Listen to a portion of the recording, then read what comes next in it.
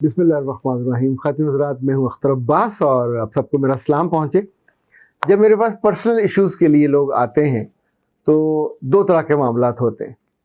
کبھی کبھی تو سچی بات ہے انسان لرز جاتا ہے، کبھی کبھی ایسا ہوتا ہے ہنسی خوشی ہم ان کو سارٹ آؤٹ کر لیتے ہیں، مینٹورنگ ہو جاتی ہے، جو باتیں ان کے علم میں نہیں ہوتی ہم ان کو بتا دیتے ہیں اور بہت جلدی ان کی زندگی کا جو ٹریک ہے وہ سیدھا ہو جاتا ہے.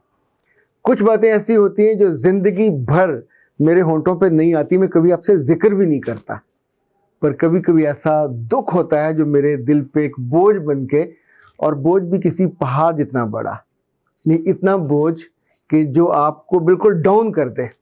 پچھلے دنوں میں اسلام آباد گیا ہوا تھا، وہاں راولپنڈی کے نواح سے ایک صاحب آئے ملنے کے لیے. انفیکٹ ان کو ایک دوست لے کے آئے، ان کے دوست تھے اور وہ ظاہر پریشان ہوں گے، تو وہ مجھے سنتے تھے اور وہاں بڑے سرکاری افسر تھے. انفیکٹ سرکاری افسروں میں چونکہ ایک بڑا اچھا وصف ہوتا ہے، یہ پرابلم سالور ہوتے ہیں. یعنی یہ یا تو اس طرح کے بھی ہوتے ہیں جو مٹی پاؤ اور ٹرخالوجی والے کہ ٹھیک ہے یہ روتا رہے اور برا حال اس کا ہوتا رہے تو اپنے آپ سمجھ جائے گا. پر بعض ایشوز ایسے ہوتے ہیں کہ وہ جب لٹک جاتے ہیں تو آپ کو زیادہ تکلیف دیتے ہیں.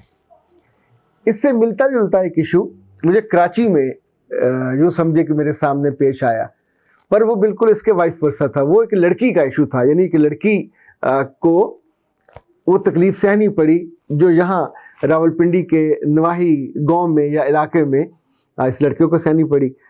یہ لڑکا گاؤں سے شہر آ گیا ہوا ہے اور ایک سرکاری ملازم ہے، اچھا کام کرتا ہے، شکل و صورت سے گڈ لکنگ تھا اور یا یوں سمجھے قبول صورت تھا، لیکن خاموش طبع. آج کچھ لوگوں کے بارے میں میری اوپینین یہ ہوتی ہے کہ یہ لوگ فیصلے کرنے کے یوں سمجھیں کہ بہت اچھے ڈیسیجن میکر نہیں ہوتے.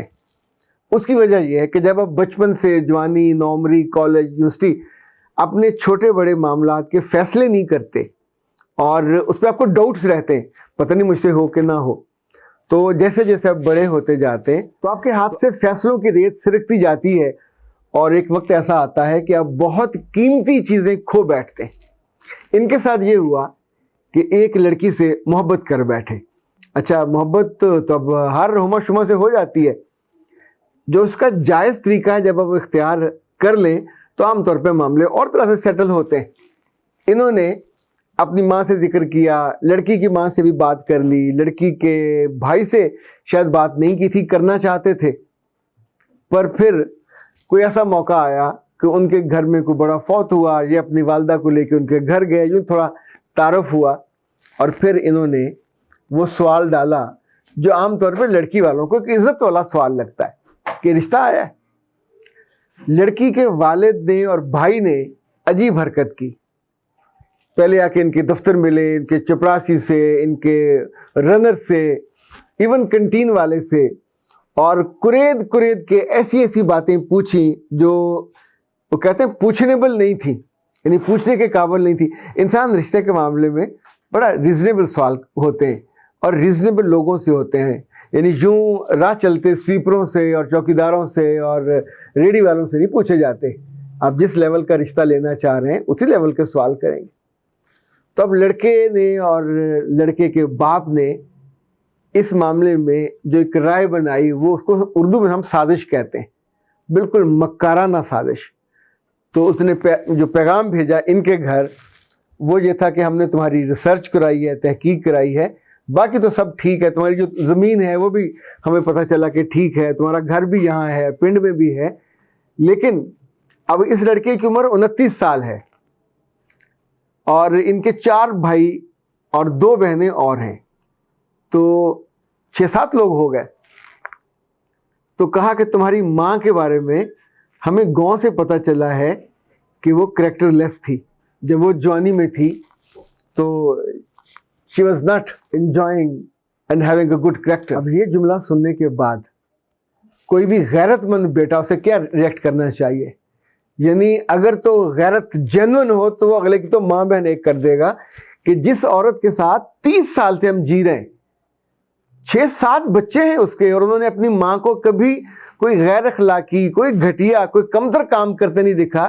उस मासूम औरत ने सोए अपने मियाँ से मोहब्बत करने, अपने बच्चों को जन्म देने और पालने के अलावा जिंदगी में काम कोई नहीं किया। एक बदबख्त आदमी आपकी जिंदगी में आता है और अपनी बेटी को आपको नहीं देना चाहता तो ना दे।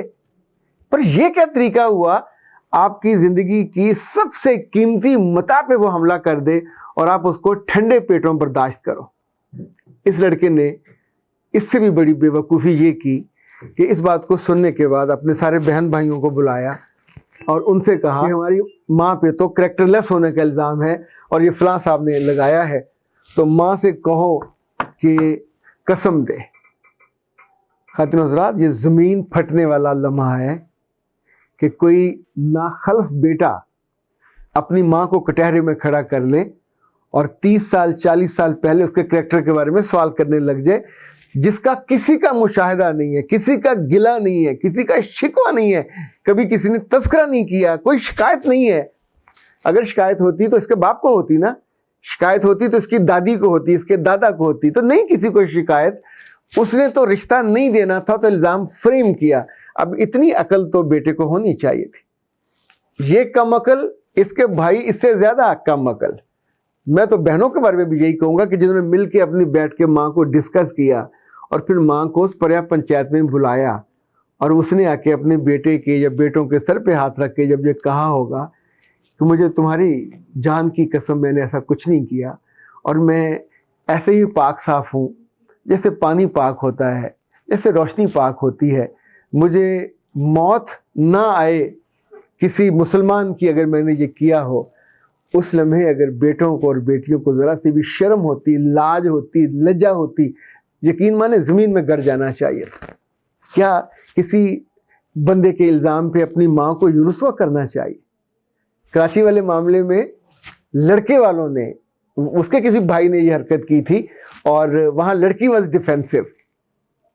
ऐ प्यारे लोगों, जिस रिश्ते के साथ तुम बंधे हुए हो, जिसके बतन से तुमने जन्म लिया और जिसकी गवाही तुम्हारा माजी 30-32 साल उस घर में पैदा होने वाले, बड़े होने वाले उस मासूम की इज्जत की हिफाजत अगर सगी औलाद नहीं कर सकती तो मोहल्ले वाले करने आएंगे क्या? तो मैंने सुना था कि बाज़ बदबख्त ऐसे होते हैं जो अपनी माँ को गालियाँ निकालते हैं। हदीस के अल्फाज हैं कि जब कोई किसी की माँ को गाली निकालता है तो वो उसकी माँ को गाली आती है।